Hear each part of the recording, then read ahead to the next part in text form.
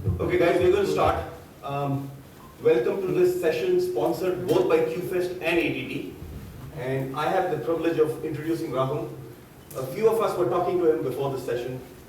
I'm going to start by saying this. He's having fun. He's having fun. He's wearing multiple different hats.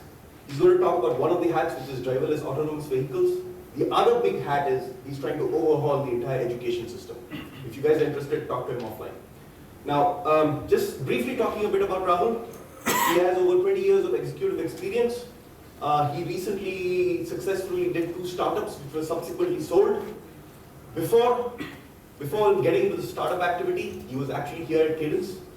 He was the corporate VP of functional verification, my boss, and maybe I should say one of the better bosses I had.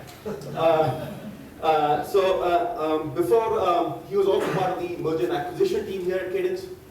Before Cadence, he was Digital Equipment Corporation working on the Alpha CPU. He has around his name on 24 patents.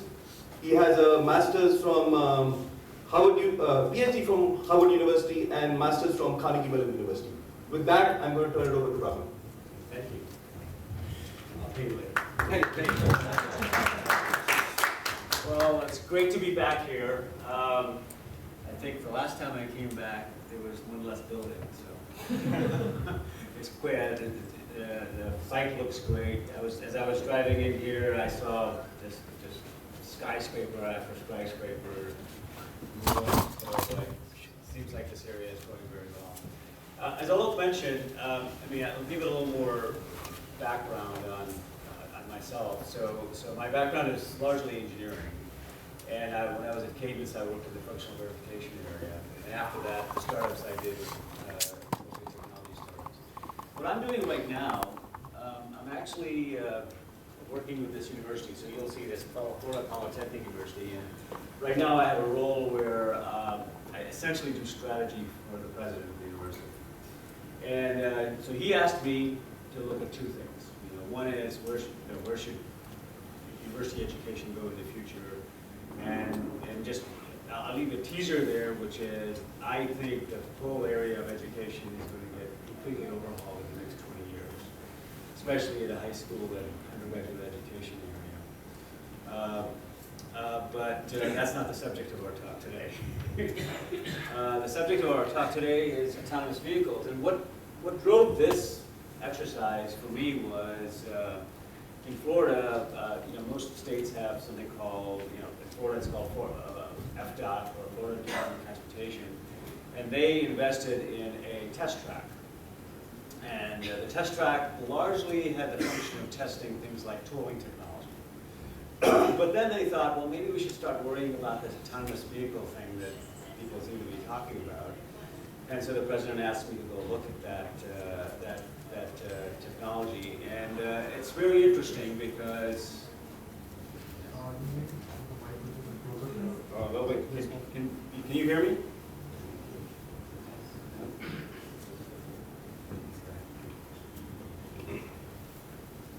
Can you hear me? Yes. In the back? Yes. Okay.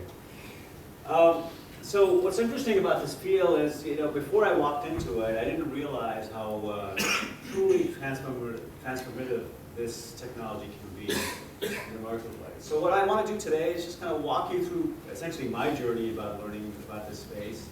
And then one of the interesting things is we're crafting the solution in this space, and interestingly, a lot of the solution is connected to the things I learned at Cadence. And in fact, many of the technologies that probably some of you work on, you'll find, interestingly enough, apply here. And I was telling, I was meeting with Alok and many of the people before, it's been my observation that a lot of things that EDA works on, kind of high-density problems, data mining of various forms, large databases, performance-oriented things, it turns out they apply in a lot of other fields. And they actually apply in a way that's quite interesting. So just an observation. So with that, let me start. So let's just talk about first, why is this important?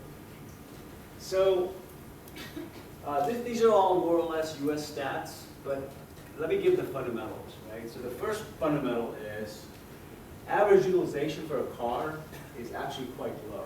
It's less than 5%, more like 2%. And if you think about it, for those of you who have a car, how much of the time are you actually driving a car, okay? And it's, you're using the utility of the car. How often is it parked? That's number one. And in the case of Delhi, how often are you stuck in traffic? So if you add all that up, you're really talking about a very low utilization for an asset that you're probably paying a lot of money for, right? So this is a big deal. In the U.S., there's about 33,000 facilities, and the cost of that is extremely high. It turns out the vast majority of these are actually due to two sources: people that are drunk and people that are distracted. So the vast majority of the actual accidents occur because of that.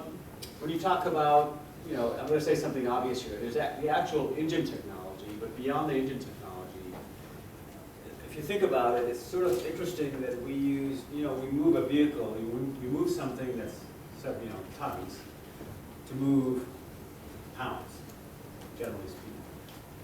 So you can, just automatically, there's some inefficiency there. And then finally, on the infrastructure side, it turns out, and this is again U.S. I wouldn't say this is Delhi, but it turns out that in the U.S., average the usage of the roads, the peak throughput is only used 5% of the time. The rest of the time, the roads are not used very well. And of course, things like parking lots are even worse in the sense that they don't have a shared use at all. So just think about the implications of this. I'll talk about it in the next slide, but if you have something that's a 5% utilization asset, if you can solve the problem of utilization, maybe you need 1/10 the cars that we have today. If you need 1/10 the cars we have today, how much infrastructure do we really need? How much parking do we really need? So the implications of any of these things, but especially this and that, are actually quite profound. And this is why it's an extremely important problem. So just a little more on that. So this is again U.S. There are about 250 million vehicles in the U.S. If you sort of say approximately, each car is worth about $10,000. It's a $2.5 trillion asset with utilization less than 5%. I mean, you would never take something that size, you would never tolerate that level of utilization in something this big. We talked about that. Okay. So what are the solutions? So obviously public transport. One could say if we had a lot more public transport, that's a natural sharing environment where you're not investing in these sorts of things. It's by far the most efficient. But of course, the issue there is fixed cost. So there's a forward-looking investment you have to make, and you have to actually invest in schedules and all this sorts of stuff. And there's some convenience issues. But it's actually a pretty good solution. You have ride-sharing services like Uber and Lyft and things like that that are starting to now get into this area. It turns out 60% of the cost of an Uber ride is actually the driver. Right? So it gets you somewhere, but there's ways to go beyond that. And then the final thing that's happening here is insurance. So I'll talk about this a little bit more because one of the interesting issues with autonomous vehicles is who holds that liability. Right? If there's an accident, does the owner of the car hold the liability? Does the car manufacturer hold the liability? Who actually pays, right? And of course, the insurance market has to figure that out. But one of the things that's happening is there are all these startups all over the place, but certainly these guys are in Silicon Valley, and then these guys are in Europe, that are looking at infusion of autonomous vehicle technology, but for the purposes of insurance. So I don't know if you have this in India, but in the U.S., if you go to Progressive Insurance or some other company, you can get a tracking electronics that you can put in your car, and if you do that, they give you a lower insurance rate. Now the next generation of that is you have essentially driverless car technology built in, which is just a much more advanced version of it. And same idea. If you take it, you pay less insurance. But then they're thinking about further use models. So as an example, this startup, they have a model where they think of drivers in 3 categories. They have safe drivers, average drivers, and bad drivers. So here in the safe drivers, they notice they're safe drivers through more advanced monitoring, and they give them a better rate. For the average drivers, I guess they assume average drivers are somehow distracted. They actually have alerts built in based on this technology. Oh, you're about to hit this. Watch out. And then for bad drivers, they have this idea of a coach, your driving coach. Essentially, the guy that's going to yell at you. And that's built into the system. And the only way they'll give you insurance is if you take the coach. So these kind of models are coming along, and what I want you to think about is that the bigger issue is you have this technology, and as I'll show you, it's not quite, in terms of autonomous use, it's not proven. So how do you infuse the technology into the marketplace? And these are some of the ways that people are doing that. All right, let's go to regulatory side. So again, just a little bit of background. In the U.S., the car, from a regulatory point of view, is certified by the federal government. But the driver is certified by the states. Right? So if you think about it, you get your license from the state, insurance is provided from the state. And of course, in an autonomous vehicle, these are somehow connected concepts. Right? So how do you manage that? So what's been happening is the federal authority, which is NHTSA, has sort of set up the spectrum for how they think about autonomous technology. So obviously, there's no automation. There's some level of automation. There's automation that more than several functions are going on at the same time. Cars largely self-directed and totally self-directed. And the belief is where we are right now is sort of right here, where even though the level of automation is going higher and higher, fundamentally the liability is held by the driver. Right? So if you think about Tesla, you'll notice that whenever there's an accident occurs or something occurs, they say, no, we don't have driverless technology, we have advanced cruise control, basically. Right? And the reason is, from a regulatory point of view, we don't know how to do this. Right? So the current structure is just your safety features, you have cruise control, this kind of thing. But this is kind of the structure that people are putting together. And very recently, these guys came out with the first regulations on driverless technology, which really amounted to, okay, every car should have the equivalent of what planes have, which is a black box, which records everything. This kind of technology. But they haven't really fundamentally solved the problem. How do we certify this sort of stuff? And if you think about it, I'm just kind of getting ahead of my talk a little bit. If you think about it, car companies have built cars and tested cars for whatever, 100 years. So they know how to do that. And physical characteristics, they know how to do that. What's very new with driverless technology is this whole area of environmental scenarios. So,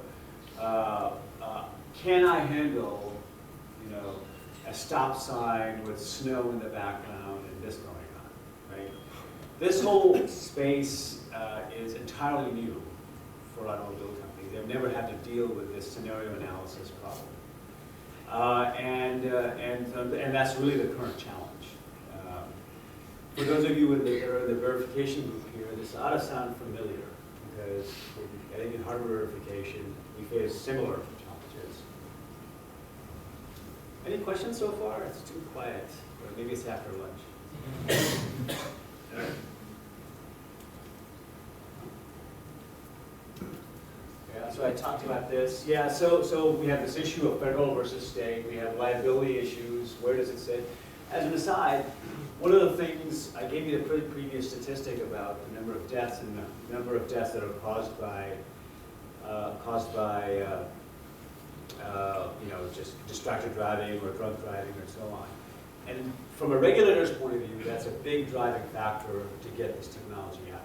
So they're quite motivated to get it out. And one of the things that they're thinking about is, should we give automakers liability protection? They did that with the airline industry when they first started. And an idea would be, they would say, well, if you're an automobile maker in this space, you have product liability. Essentially, you can't be sued for product liability issues in order to get the technology out. This hasn't happened yet, but it's very actively being debated both at the federal level and at the state levels. Right? So we talked about this. Yeah. Well, one more concept maybe I want to introduce. There's two themes in autonomous vehicles that are running in parallel, and there's some level of, I would say, conflict here. So one idea is I have a car that's self-contained, that uses autonomous technology, and I don't depend on anything in the environment, right? And obviously the advantage of such a car is that I don't have to change infrastructure, right? There's another thought that says, on this side, maybe I ought to have some infrastructure that's sort of tailored for autonomous vehicles in such a way that the job of designing such a car is much, much easier, right? But of course, if you do that, you have to introduce a huge amount of infrastructure in the space, right? So this is a debate that's going on right now. This side is very much winning because nobody really wants to invest in all the infrastructure that's involved here. But nevertheless, the federal government in the U.S. is actually investing in some places to test this out. And one of the reasons that they're testing this out is there's this sort of idea of, well, once you get the self-standing car going, if you really want to get packing density, you want to have peer-to-peer communication, you want to have environmental control, and once you can do that, you can actually pack existing infrastructure, road structure, much more tightly than you can in today's world where it's all separate, right? So people are thinking about this stuff, but right now, this is where all the action is.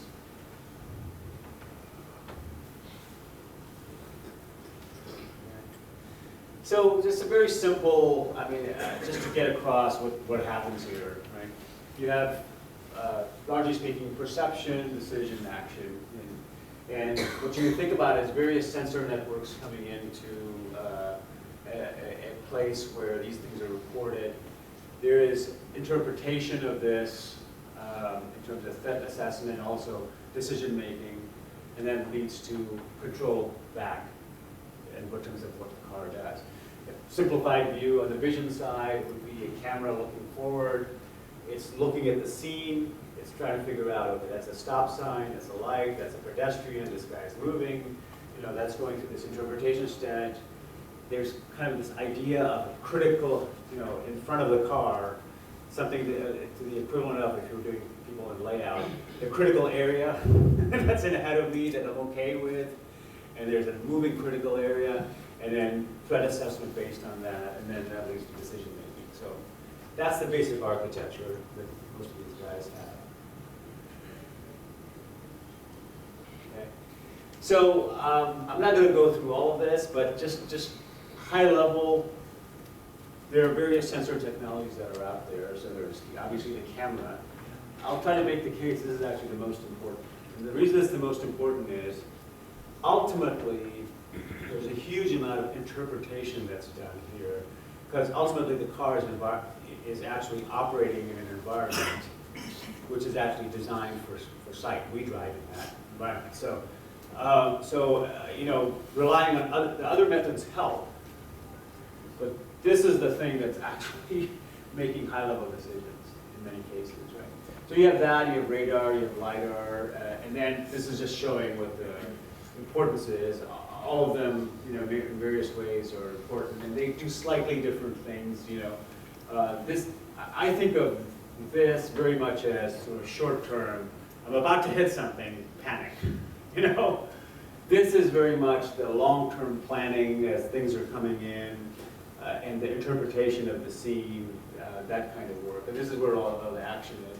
Now, LiDAR itself is good for especially detecting road surfaces and understanding what's the road, what's not the road, and objects in front of you where the visual field may not be as effective because of reflectivity issues and things like that. You know, one of the latest Tesla car issues was a truck. There was a reflection of the truck where it didn't actually recognize the truck. It's the equivalent of me holding a flashlight in your eyes, right?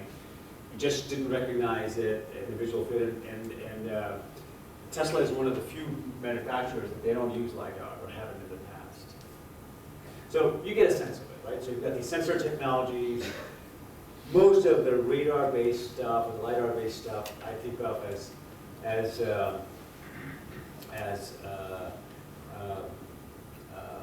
not interpretive. It's not as nearly as interpretive as what you need to do here. And increasingly, this is where all the action will go.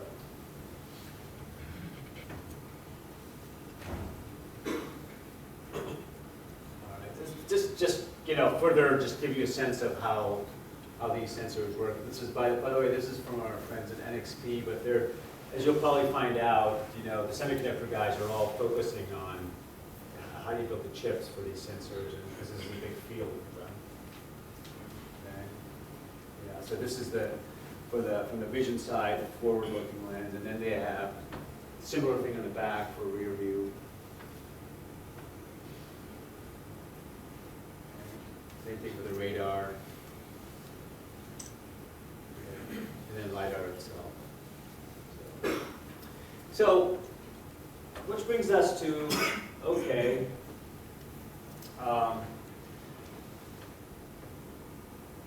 you know, one of the interesting questions is, kind of the nature of this presentation is, so okay, so how do we test this stuff? I mean, you know, so we have these sensor inputs coming in, and we have the scenario analysis problem, or scenario enumeration problem. So how do we test this stuff? And one of the first questions you have to ask is, are there intermediate levels of abstraction that exist that you can intercept? The equivalent of RTL, the equivalent of layout that you can intercept in such a way that before the car is actually built, you figure problems out. And so indeed there are, you know, as I might have indicated, there are measurements that go into sort of signal analysis and object analysis, situation analysis, then you get into deep decision making over here. Unfortunately, in the car industry, there are no standards for this. So every car maker has a stack like this, but it's different. It's a different stack. So you know, hopefully they'll get to a point where they start having some APIs here, but fundamentally, this does exist, and in the future, I suspect that people will start intercepting at a higher level. Okay. So technology architecture. So we've got the vehicle here, we've got the driver, we've got the actual safety system. So the key thing actually turns out that you have to figure out how do you present an environment to the vehicle that actually hits the corner cases of interest, right? That is the actual key problem to be solved. And it turns out, so you know, the question is, how do people do this today? Well, they build test tracks. So this is a test track in Michigan, which a number of the big automakers invested in. It's called M-City. And it's literally a physical track that, you know, has various configurations that exist. And as you might imagine, the problem with something like this is, how do you test, you know, a Florida swamp here?